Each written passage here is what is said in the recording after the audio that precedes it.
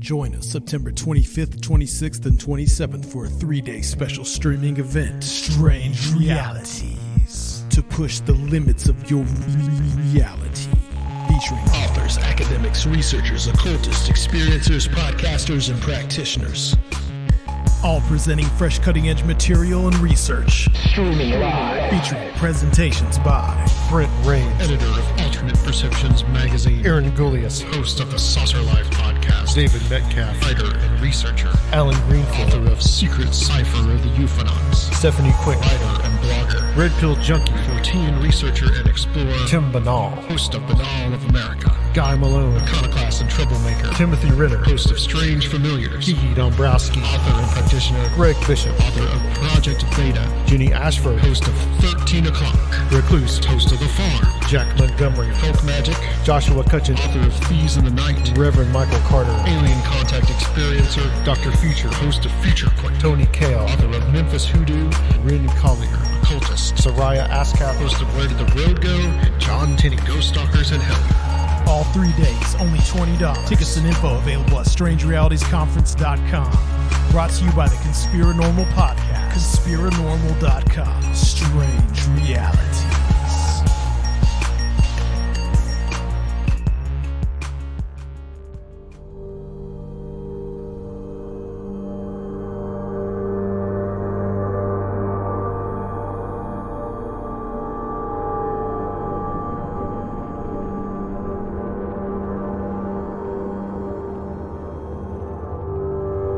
They claim that our eyes will just be created a slightly different from what they are. We talk, we see things are not normal.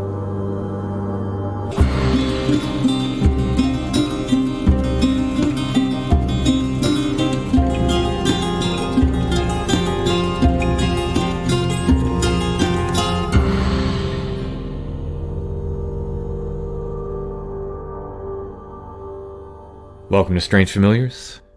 If you've seen something strange, if you've had an encounter with the paranormal, a cryptid, a ghost, a UFO, or if you know of a story you think we should cover, you can email us, strangefamiliarspodcast@gmail.com. As you may have heard in the opening, this weekend is Strange Realities Conference.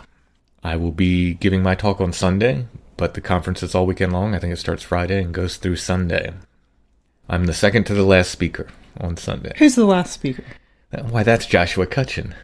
So we will be closing down the conference with 2 talks based on topics from Where the Footprints End Volume 2, which is yet to be published. So you get kind of a preview of Where the Footprints End Volume 2.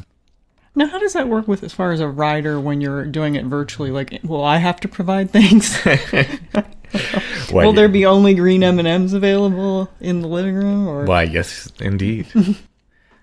My talk is on disappearing evidence in the Bigfoot phenomenon. I've listened to it. It's decent. Well, thank you. I think Josh is doing altered states of consciousness in the Bigfoot phenomenon. Will he be in an altered state of consciousness while he gives the talk? That's up to Josh. We'll see. It's strangerealitiesconference.com if you want more information. I'm sure there's still tickets available, as it's virtual, and there's probably limitless tickets. You could even get a front row seat, theoretically. Theoretically, yeah. So tune into that. If you're going to attend the conference, I guess I won't see you because it's virtual, but you will see me Sunday night. Lots of other big things in the works. I'm nearly finished the second Wilderness Geist full album. So I did the first one, and then I did the EP, Death is the Mother of Us All, which came with the Hellier set I did for Wilderness Geist. And then we made that available separately, just a few copies. You can find that on Bandcamp if you just want to download. The new Wilderness Geist is called Wilderness Geist Pandemonium. It's made using sounds recorded in Pandemonium when Chad and I were there for our trips. I was going to use those context clues and figure that out. And some other sounds as well. I've added some other drones and music and so forth that I've played, but that should be coming soon. I have an art book coming soon. It's a lot of my illustrations I've done for paranormal topics. It's called Apparitions. That's forthcoming. I'll definitely be announcing that and taking pre-orders on that. I think what we're going to do is take pre-orders. The first 50 people to buy it will get a trading card with the art book, of course. Then the art book will be available beyond that. I'm not sure if that's going to be on Amazon or not because we're getting it printed in a different way. It'll definitely be available from us. I'm going to try to get it on Amazon, but I absolutely don't know how to do that. And of course, Josh and I are working hard on Where the Footprints End Volume 2. So that is well on its way. I think we're just finished the editing stages, so I will start the layout and get going on it. A lot of things coming up from me. Stay tuned. We'll let you know when they're all available here for sure. Tonight we've got two guests. We've got Abra, who has a Flannel Man sighting. Actually, she didn't see it. Other people saw the Flannel Man in her home, though. That's almost worse. It is kind of in a way, right? Yeah. It's like to know that other people are seeing this and it's there. Uh-huh.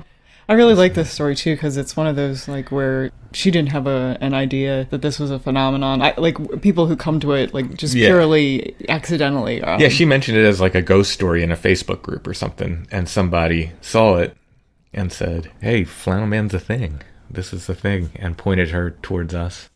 So that's always really cool when people don't know. Like you said, they don't know like Flannel Man's a thing, and then they discover it. Our second story is going to be with Lorraine, who checked in from Canada. She was riding her horse as a young woman and saw something very, very strange. Something white and too big to be a deer or anything like that in the bush out there. But let's go ahead and hear Abra's story about the Flannel Man and some other strange things that happened around her house.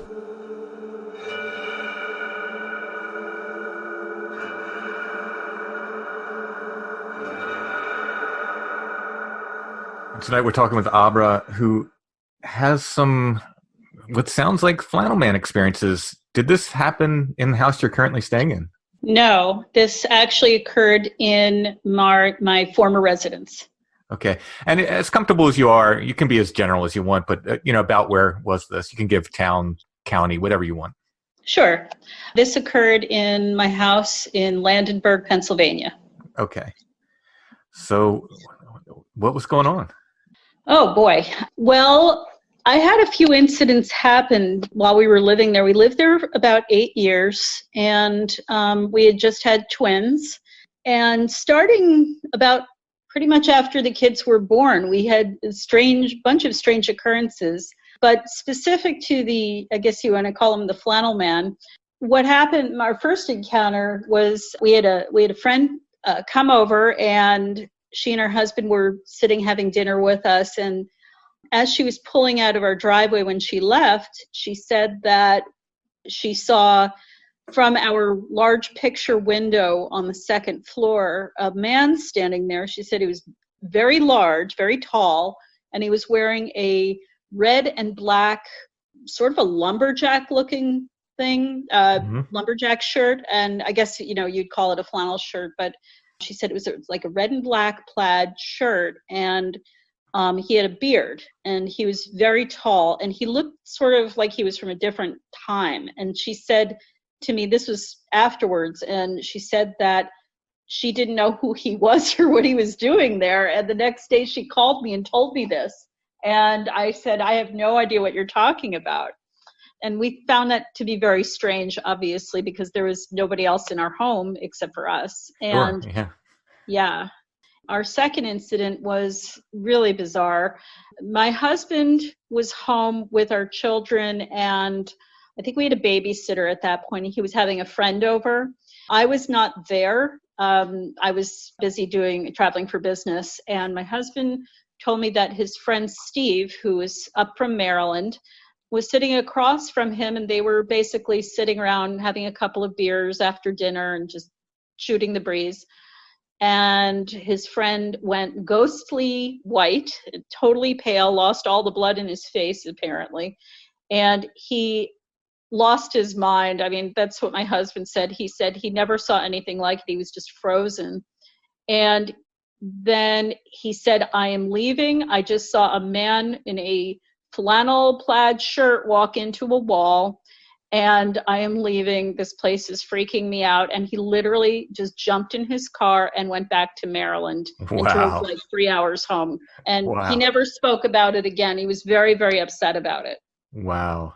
Mm-hmm. Was this house particularly old, or was there anything unusual about it? No, that was the weirdest part, was that the house, I believe, was built around 1974. And my husband's parents actually had owned the house previous to us moving in, and they moved into a smaller house. So the house was a modern house. That's actually not terribly unusual for both hauntings and other stuff. Did his parents report anything unusual when they were living there? Well, it's interesting because they actually lived there with our niece before my husband and I took over the ownership of the house. And my in-laws had never actually said anything to us, but I mentioned something else that had happened where when I was upstairs tending to my children, I would hear laughter, like children playing jacks, and a lot of laughter and sort of scurrying around the house, and a ball being bounced and dropped, like a little rubber ball sound. And my husband wasn't home. It was just me with the kids. And I had this happen very frequently. And we lived in a rural area, so there was no way there was any noise or anything around or people walking in our house. And I mentioned this to my niece, and she said that my in-laws and she had experienced this many times as she was growing up in that house. Wow. Yeah. Oh, that's so interesting. How old were your children about the time when this was happening? Let's see, I'm going to say probably became fairly active from the time they were 1 till about the time they were about 3 years old. Okay. Interesting. Now, did you move, or did this stuff just stop? No, we moved. We moved when our kids turned 4 because we wanted to locate a little closer to my family. They live on the New Jersey side of the river. So we moved about 2 hours north. Very, very interesting. Now, did you ever experience anything in this house other than hearing those sounds? Like, did you ever see anything? I did not see anything, but there were a few things that I felt, I guess the ways I felt things and I heard things. So I never really saw anything. But one thing that is very strange is that I'd tell my husband that in the middle of the night, I would periodically hear a loud knock on our door, and it would literally wake me up out of a sound sleep.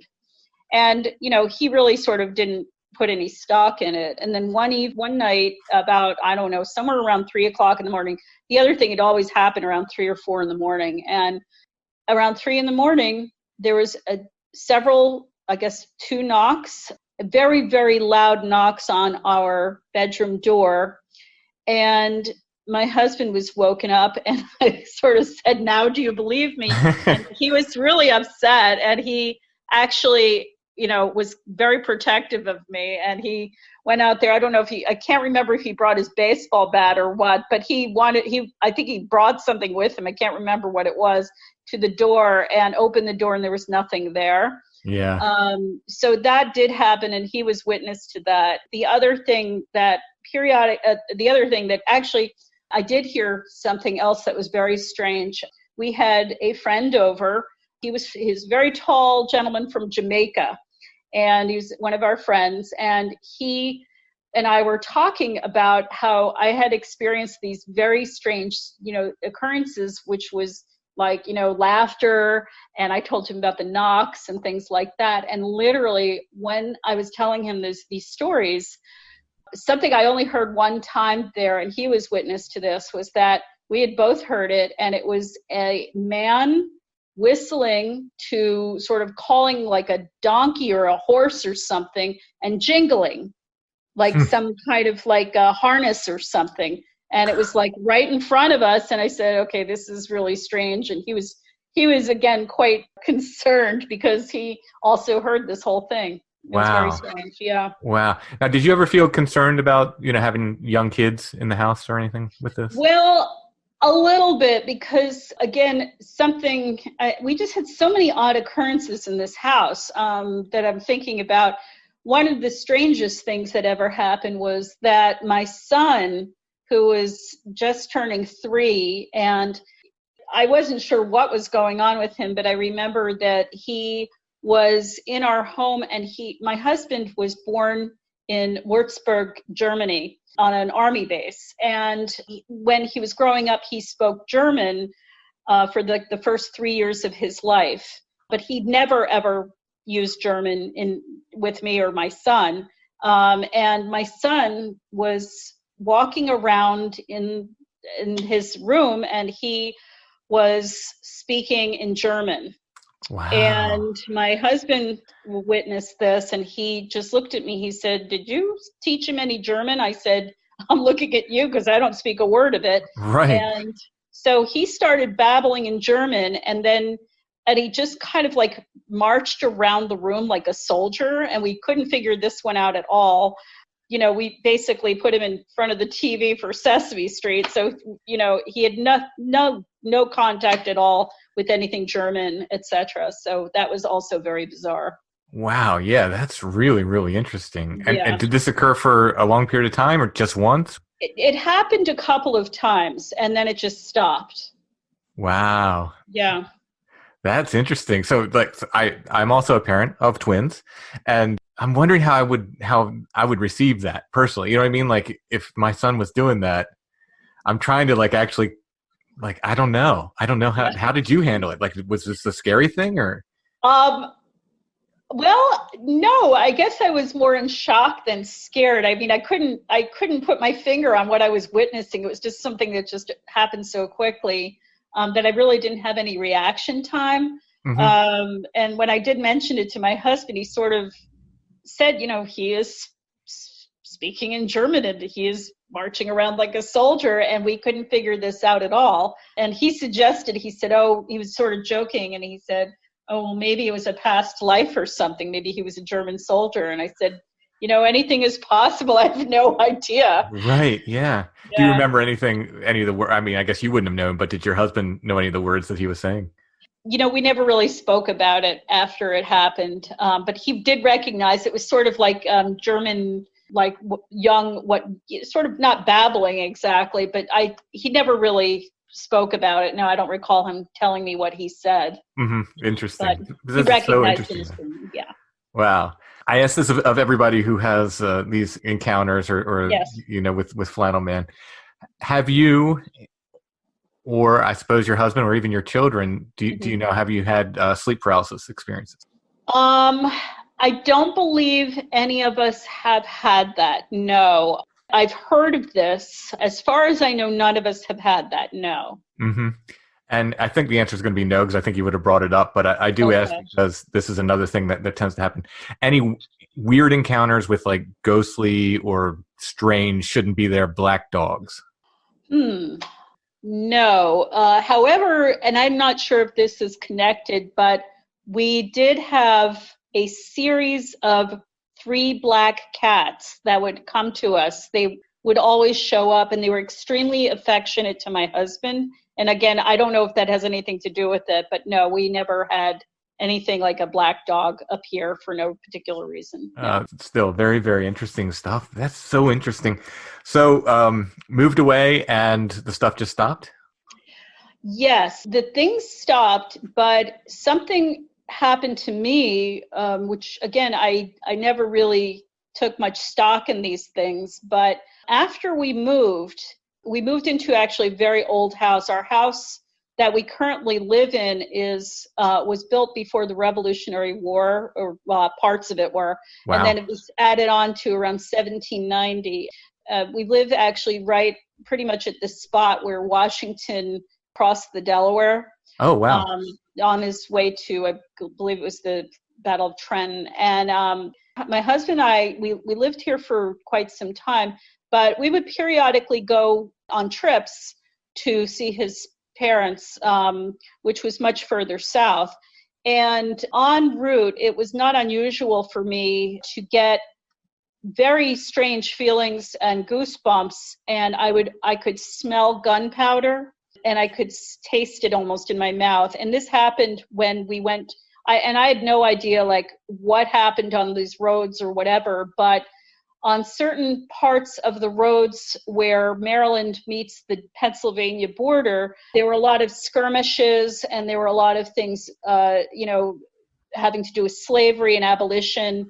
And I would always feel like if something violent occurred, I could almost sense it where we were going on the highway. And I would literally have goosebumps and the hair would stand on the back of my arms. And this happened not frequently, but, we would just for fun, we would research where this occurred. And every time this happened to me, a major battle took place. Oh, so the feeling would happen first, then you do the research and find out like, oh, a battle took place there. Yes. Oh, that's very interesting too. Yeah. Well, thank you so much, Abra, for sharing your stories. I Sure. love to get these Flannel Man accounts. I know you said you were talking about it in a group and somebody said, hey, this is something that they talk about on Strange Familiars, I believe, right? So you hadn't heard about it before. I had never heard about it before. I'd never spoken to anybody about this before. It just seemed like, I just have these memories of people who've, told me about these things. It's secondhand information, but I've had, several people say exactly the same description. So.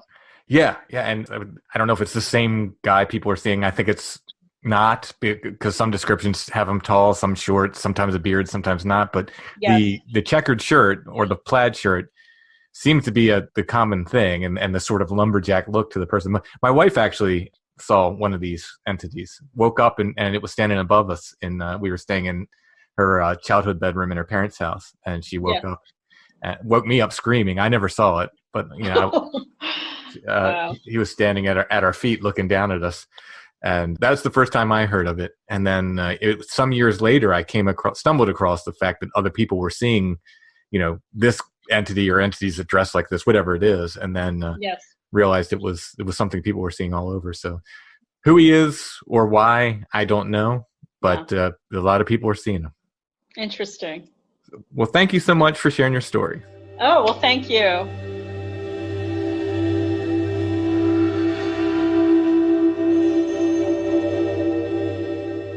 You pointed out something that was quite profound yesterday. I doubt that, but what was it?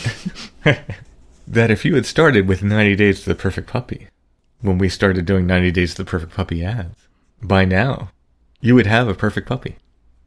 In some cases, the puppy would already be grown. It's not so much making the perfect puppy. It's about you and your puppy kind of learning to become perfect for each other. And 90 Days to the Perfect Puppy can help you do that. They have a relationship-based approach to training. They have online sources with video lessons, a secret Facebook group. You can join the group and interact with other puppy owners. And they have one-on-one options available as well. You can find 90 Days to the Perfect Puppy at sithappens.us. Look for the 90 Days to the Perfect Puppy link at the top of the page. 90 Days to the Perfect Puppy can help you with things like mouthing and biting, potty training, fear and nervousness, barking, if your puppy's chewing on furniture or shoes or other things they shouldn't be chewing on, crate training, hyperactivity issues, leash training, and more. 90 Days to the Perfect Puppy can teach you what to do, but also, and perhaps more importantly, they can teach you what not to do. Again, you can find them at sithappens.us. Look for the 90 Days to the Perfect Puppy link at the top of the page.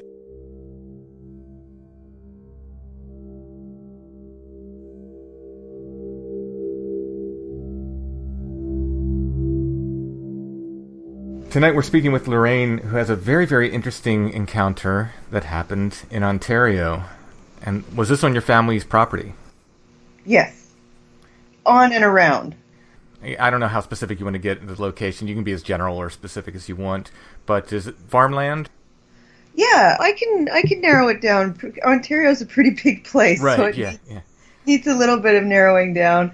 Eastern Ontario, southeastern Ontario, pretty close to the St. Lawrence. Most Americans will be, I guess, most familiar with that as a landmarker. Okay. And about when did this happen, approximately? What year, I suppose? Since I first wrote to you, I've been trying to narrow it down as much as I could, and I was 11 years old, so that would, age myself here, that would have made it 1995, 96. So Okay. late 90s. That's the best I can pin it down. All right. Mid to later side of the mid 90s.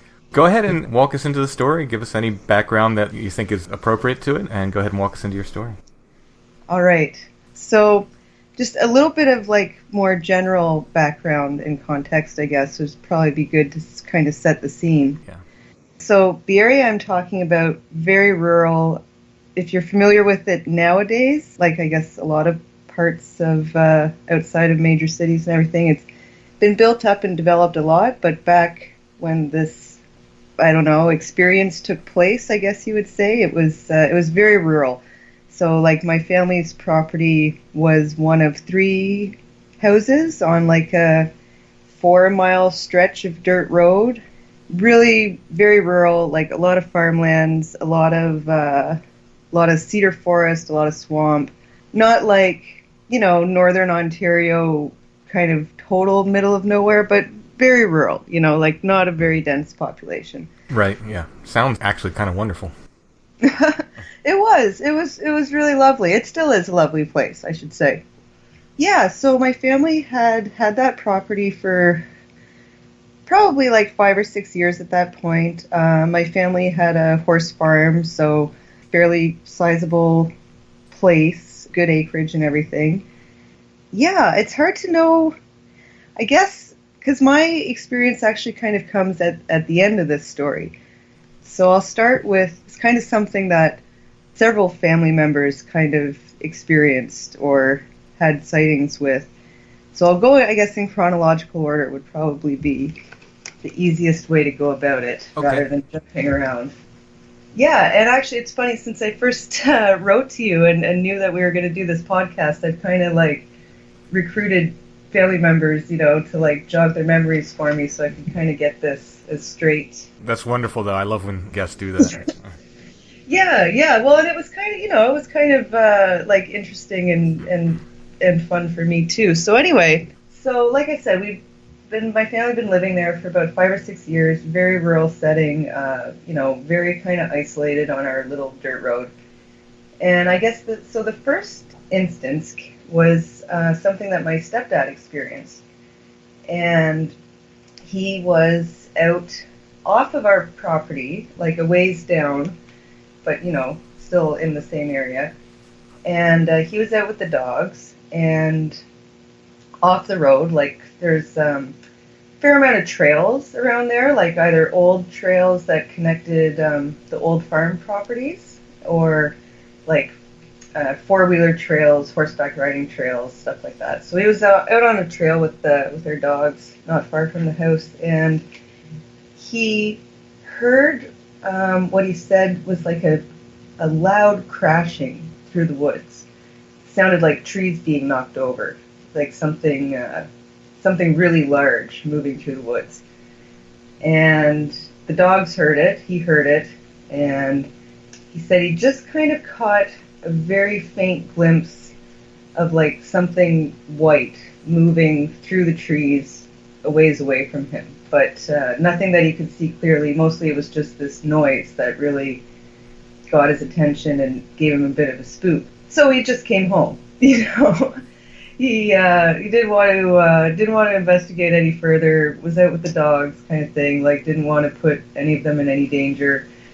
Wasn't really sure what it was, but it was enough to be like, all right, that's it. We're going back to the road and we're going home. Mm-hmm. So, and I remember hearing about that as a kid. Like I can remember him telling my mom about it, and it just being kind of like, just kind of like a one-off. Oh, there's something weird in the bush today. Like, not really too freaked out about it, but just something odd, something of note. Probably about a year after that, my older brother actually had the second kind of sighting or experience, I guess you'd say. And that was on the family property, and he was out back behind the barn washing horse water buckets, right? So kind of like, focused on a task, like looking at the ground, not really looking around much. And the way he described it to me was, as he was kind of working away, he didn't hear anything, but he he just kind of like something, made him look up for a second. And he says that he saw, and this is going to almost sound like Predator style or something like that, but he says that when he looked up, out of the corner of his eye, he saw what looked like almost like, I'm trying to think of the right word to describe it, like a seam, almost like a picture flash or like a ripple, as you'd see on like a water surface or something, or like a mirage kind of effect where you see that kind of wave on the road, except for it was off to one side of his vision. I guess it would have been like going left to right, or that would have been south to north, the way the property lies out. But anyway, so he sees this strange mirage kind of effect out of the corner of his eye looking up. And he said within 1 to 2 seconds tops from seeing this kind of mirage ripple, he saw just a white flash move in the same direction until another kind of mirage ripple occurred at the end of the tree line, and then it disappeared. And he said this was like it wasn't like a flash of light where it took across like the whole sky or the whole horizon or the whole field of vision, but it was as if this flash moved, he said, anywhere from like 10 to 15 feet from the ground across his kind of line of vision until it disappeared again. And he said although it was kind of, the best way he could describe it was kind of like a light, it wasn't transparent. Like the white thing that he, I guess you could say, saw when he looked up, although it kind of acted maybe like a flash of light or something, it wasn't, it was opaque, like it looked like a textured, I don't know, image maybe. Just, like it had form to it. Yeah. Like although it kind of, it's like it's a wave and a particle or something like that, Right. So just to kind of get a picture, he saw this sort of mirage-y predator sort of effect, and then this white kind of streak or light comes out of that and then dissipates again, like across his field of vision on the other side into the mirage effect? Yeah, okay. Yeah, exactly. He said there was no sound associated with it whatsoever, though, which was kind of freaked him out a little bit more, almost, he said, because it was like, it seemed so much more unlikely that he would look up just in time to see that without any other notification or anything else to kind of make you look, just that kind of the odd timing of it, and just that, being really focused on a job, but then just happening to look up and see this anomaly all of a sudden, like just at the right time, was part of the weirdness about it. Right, yeah. Yeah, so I guess he had that happen to him, or that sighting, within the same year as my stepdad's experience. And it wasn't until at least a year had passed before I had my kind of encounter, you would say. And so what happened in my instance was, because we lived on the horse farm, like I was lucky enough to ride as a kid and have a pony and all that really fortunate stuff. So I used to do a ton of trail riding. And, by the time I was like 11, 12, I just kind of like experienced enough and knew the property and the surrounding areas enough that my folks were fine with letting me go out by myself on these trail rides, right, with my pony. So I was out doing that one night, as I did like a lot of summers back then. I don't know. I mean, I imagine this is probably very similar to a lot of like upper New York State landscapes, where it's kind of like discount UK, where there's like a lot of old farm fields are still marked off by tree lines and old stone fences, and the land is kind of laid out in that type of a fashion, right? Right. Yeah. So I'm going along. I'm 3 fields behind the last horse paddock. So I'm a fair ways away from the barn, a little ways off the property at this point. there are some swampy areas and stuff and other places where you couldn't just go, what field to field as you were heading away. You kind of had to deke in and out of like little brush areas to get around swamp or get around fence lines or whatever. So I came out of like a little cedar bush into this next field, and I'm going along, going towards the back, and there's a tree line up ahead of me, kind of separating the next field over. So I can't see directly into it as I'm walking towards it, Mm-hmm. But as I'm getting closer and closer to the next field, the first thing that kind of tipped me off was my pony. He perked up all of a sudden. Like, it's pretty, this is a pony that you trust a little kid with, so it's very bomb-proof, like, very, calm, cool, collected character, right? Right, yeah. So as we're going along, that was the first thing that let me know something else was around. Because the pony, I could feel him get tense and perked his ears up and started, like, not snorting, but really sniffing, And if you've been around horses, you probably know what I mean, like, kind of just, when they're smelling what's coming downwind, right? Mm-hmm. So that kind of made me start looking around. And then as we're coming around the corner, like, so now I would be about to be walking parallel to the next field back.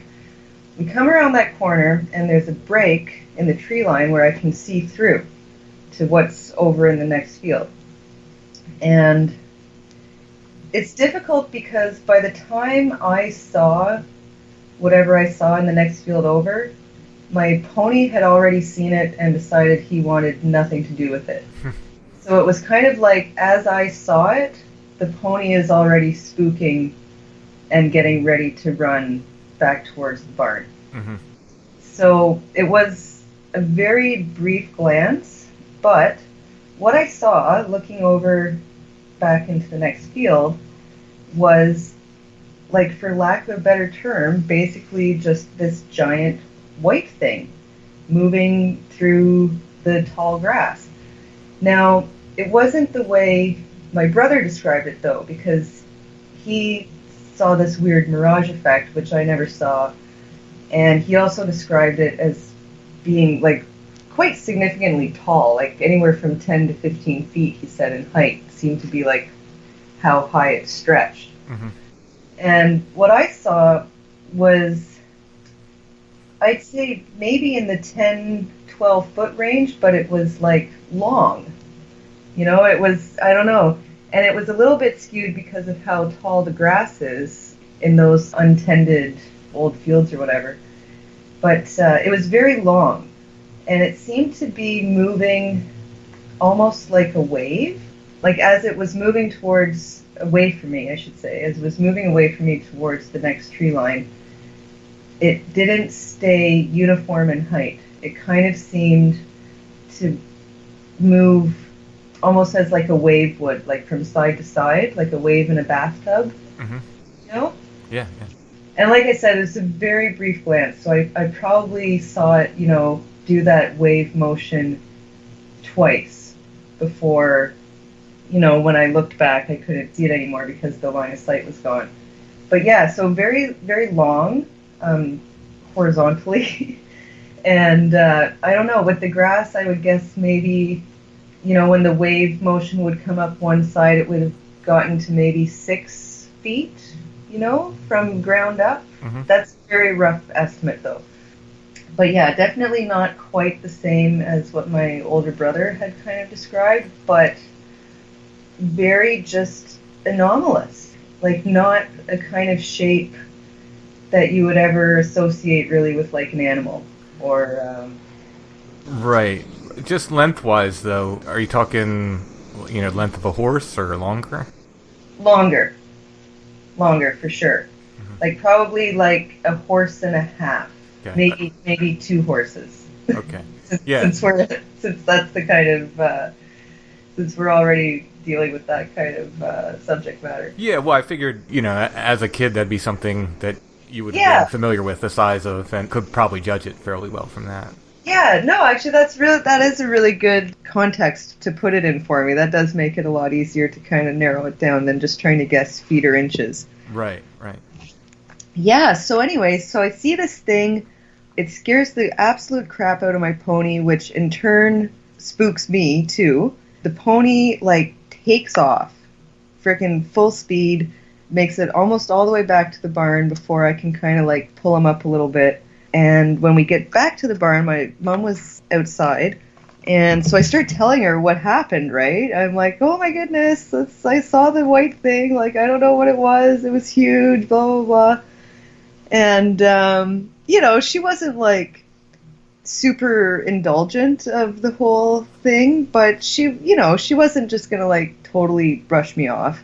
Mm-hmm. She asked me some questions, and, well, what did it look like? What was it doing? Where did it go? And I was having a really hard time articulating it. I still have a hard time articulating exactly how it seemed, right? Mm-hmm. So at one point, she asked me, she said, well, did it look like if you threw a rock at it, it would hit it? And that, even as a little kid, really tripped me out. Because all of a sudden I was like, you know what? It didn't. It looked like if I threw a rock at it, I don't know if it would hit it, or if it would go right through it, or what.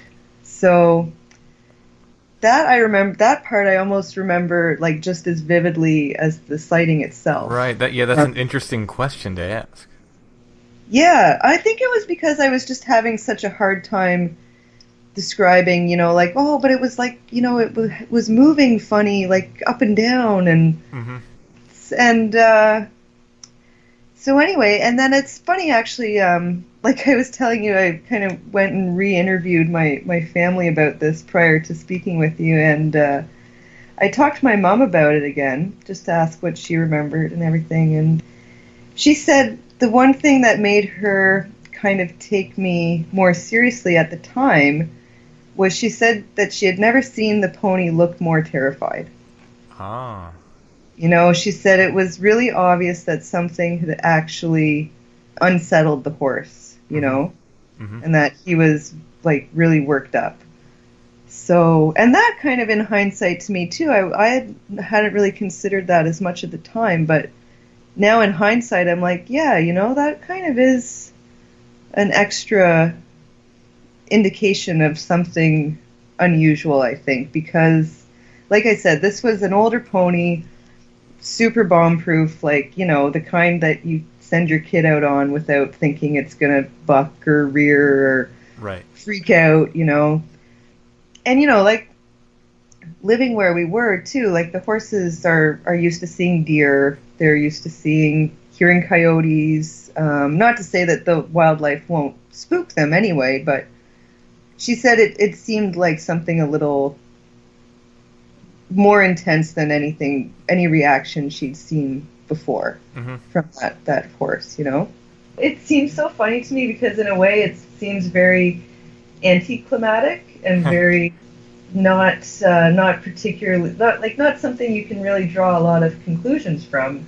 Yeah. But at the same time, that's kind of what has kept me thinking about it, I think, all these years. Right. I did tell some of my friends about it as a kid, and as teenagers, because I grew up friends with some of the kids in the area, so they kind of knew my mom's property and all that kind of stuff. When we were little kids, no one I told really took me seriously.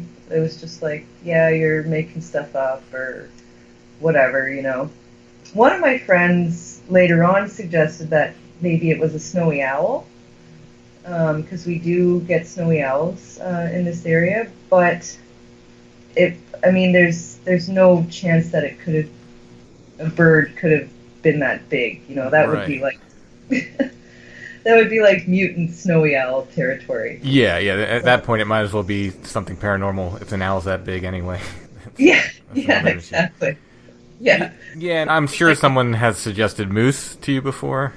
Mm-hmm.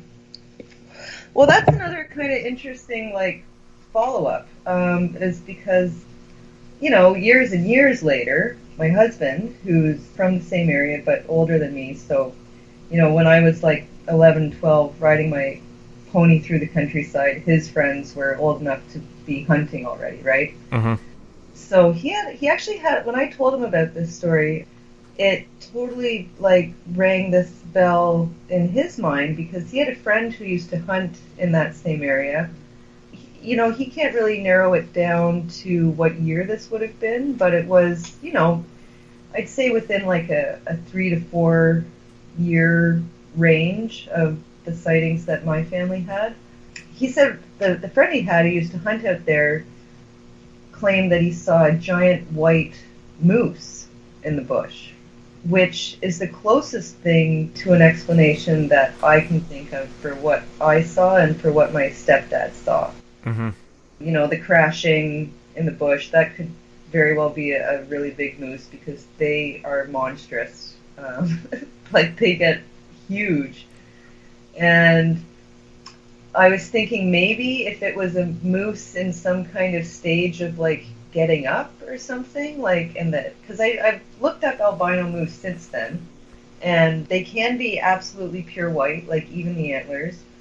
And I thought maybe that would explain the side to side motion, perhaps, like the kind of a moose antlers, or a moose shaking its head in some way.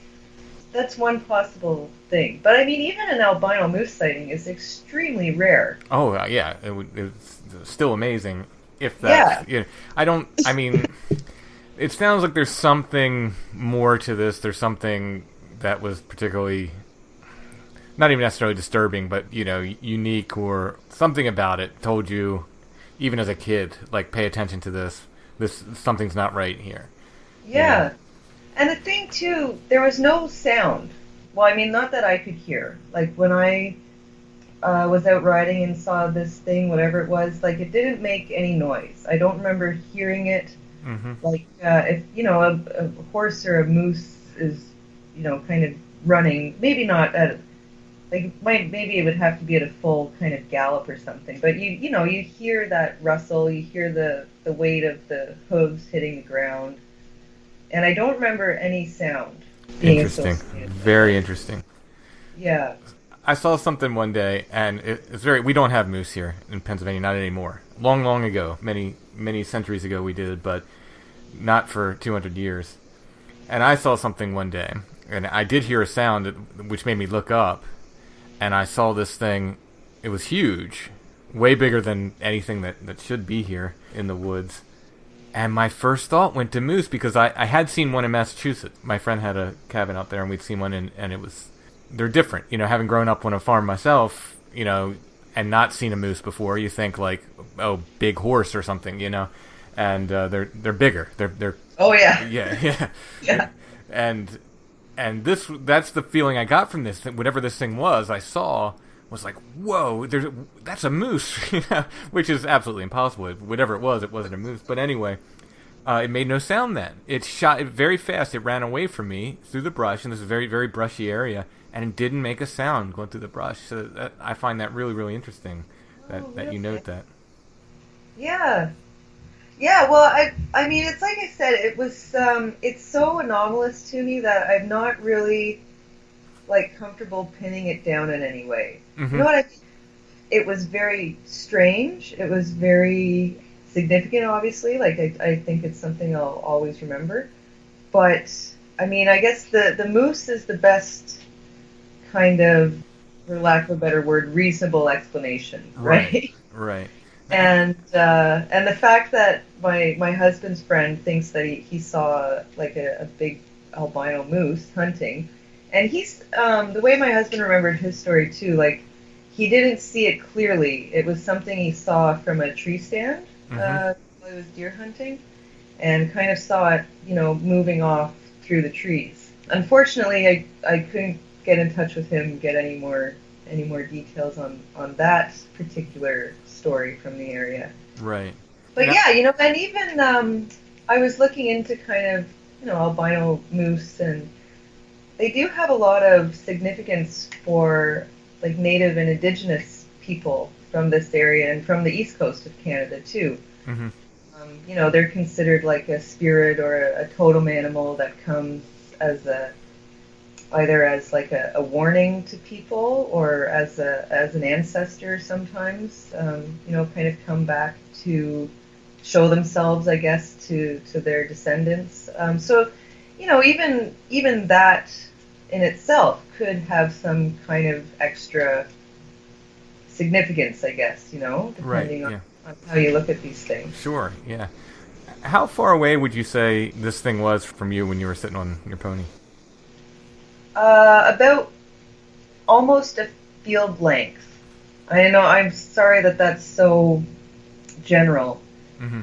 If you kind of, I guess, one kind of field length around there, a kind of average farmer's field or whatever would be maybe like an acre. Okay. Or, yeah, I'd say about an acre.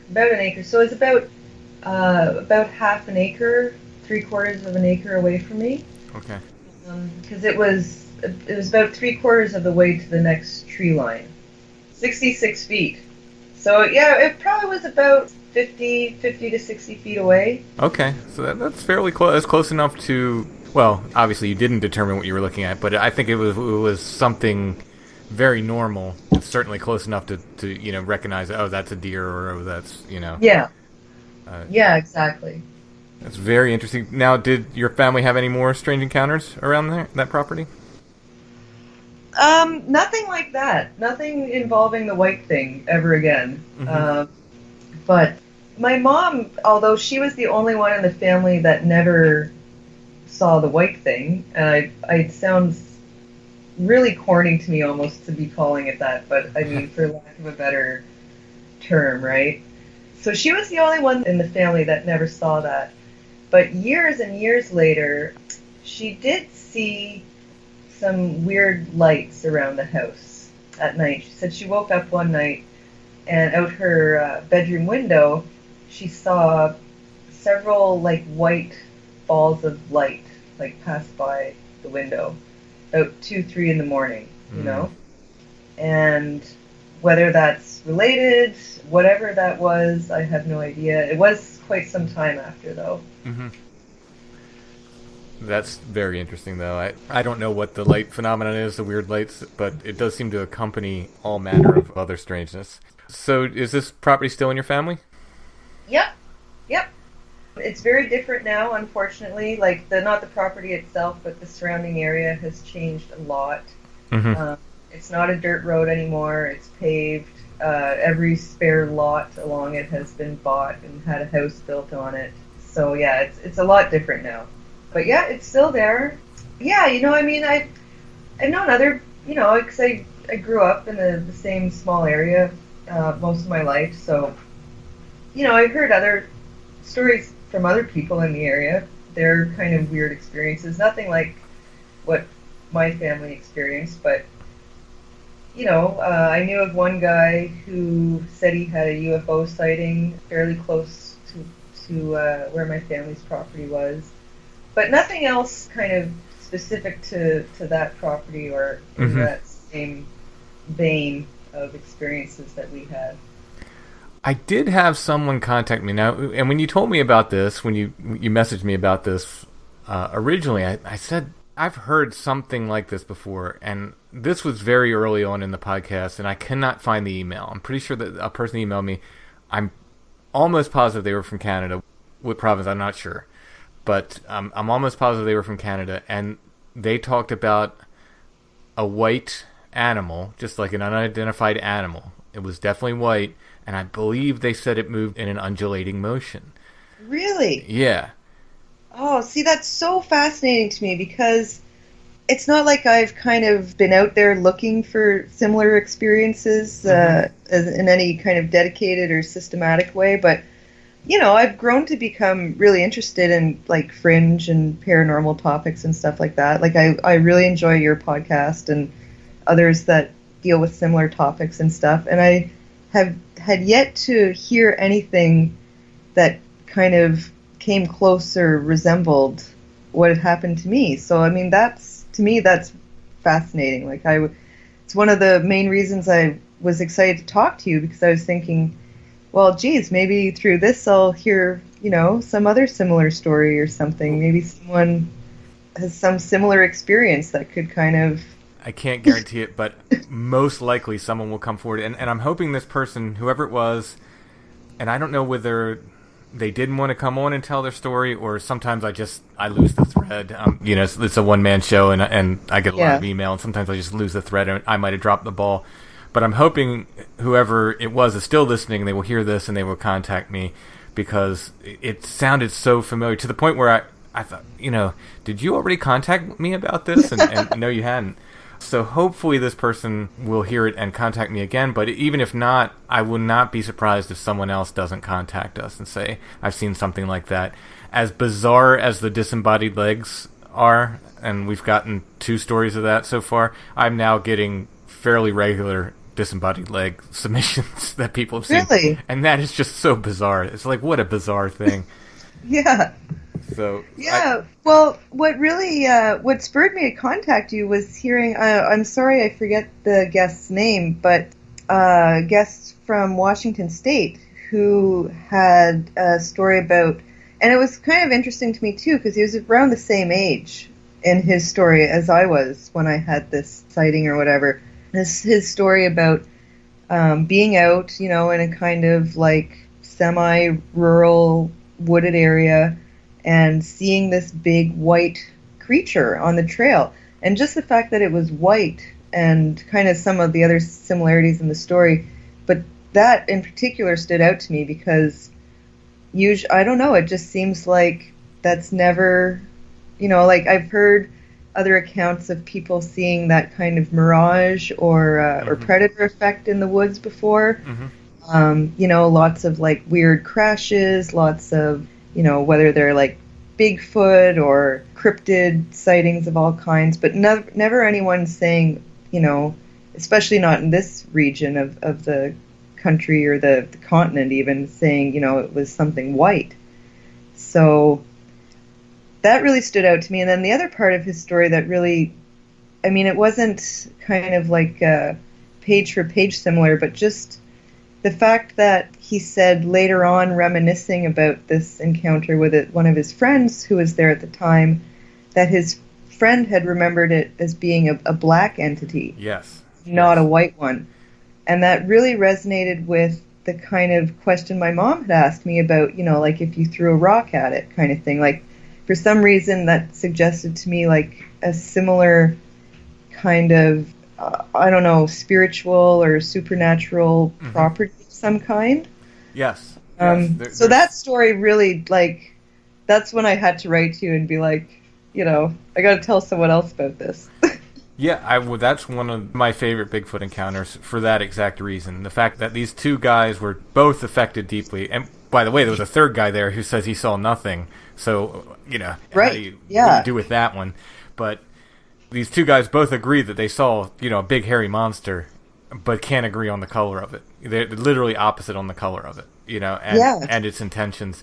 And that's just completely fascinating to me. Completely fascinating. That episode was The Beast. I forget what episode number it was, and pretty sure the guy's name was Gage who told the story. But that's been one of my favorite Bigfoot encounters, at least of recent times, that I've heard because of that. It's just completely fascinating. Very, very fascinating. Well, Lorraine, thank you so much. Oh, before you go, let me ask you one more question. Okay. Have you, at any time in your life, experienced sleep paralysis? No. By sleep paralysis, you mean like that kind of like waking up paralyzed, or like a in between waking and dream state, like as if you can't move. Yeah. No. Okay. No, I've never experienced that. Okay. It's something I ask just everybody on the regular, and most of the time people have, but I think most people in general have experienced it. So I'm not sure there's a definite connection between seeing strange things and later in life having sleep paralysis, but it is something I ask people. Yeah, no worries. I've heard you ask it before. Yeah. Well, Lorraine, thank you so much for sharing your story. Thank you very much for having me on. It's I really appreciate it, and I'm really looking forward to maybe hearing about someone else's similar experience, or anyone with any ideas on what the heck happened. Yeah, like I said, I can't promise it, but I am fairly confident we'll be hearing something. Awesome. Well, thank you very much. Well, thank you.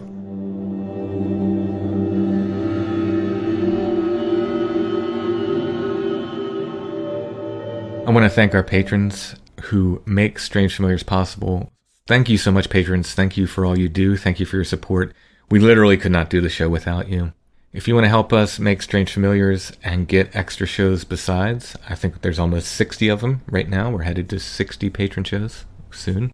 You can become a patron at Patreon. It's patreon.com/strangefamiliars. $3 a month gets you those full extra episodes of Strange Familiars. But there are other levels of support there as well. You can get things like t-shirts, stickers, pins, and more. Go ahead and check it out. Patreon.com/strangefamiliars. If you don't like the idea of a monthly subscription like Patreon, you can make a one-time donation. Just go to strangefamiliars.com, look in the show notes under any episode, and you'll see a paypal.me link. You can go ahead and click that and make a one-time donation. Everyone can help by sharing the show on social media, by liking and subscribing wherever you're listening, wherever you listen to podcasts, and by leaving us those nice 5-star reviews, which helps get the show in front of new potential listeners.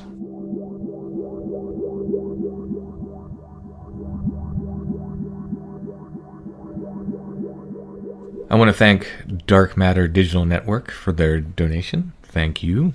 It's a huge help. And now we move on to Photo of the Week. I really think we need a theme song. Got on Photo that. of the Week.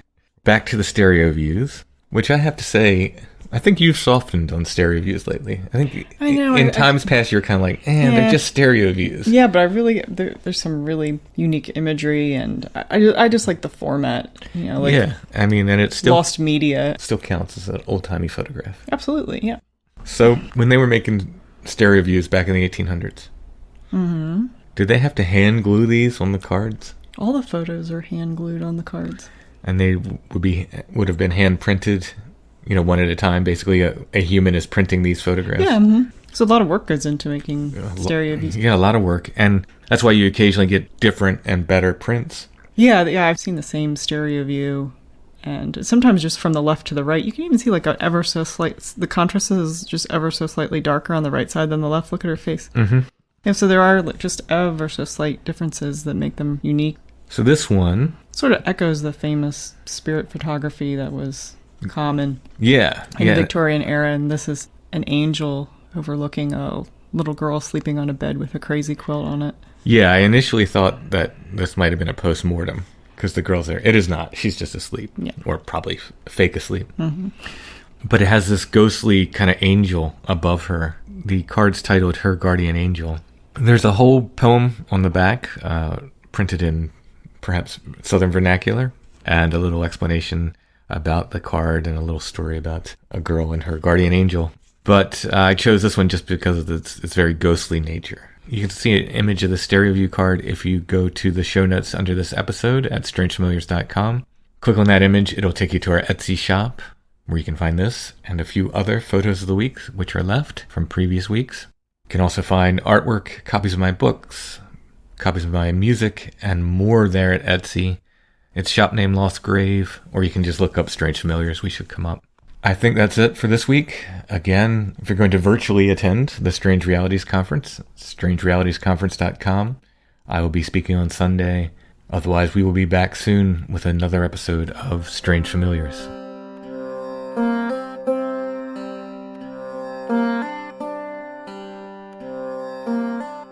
Strange Familiars is a production of Dark Holler Arts, music, books, art, podcasts, and more. darkhollerarts.com.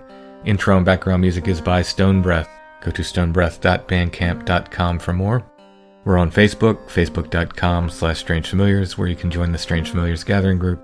We're on Instagram at Strange Familiars.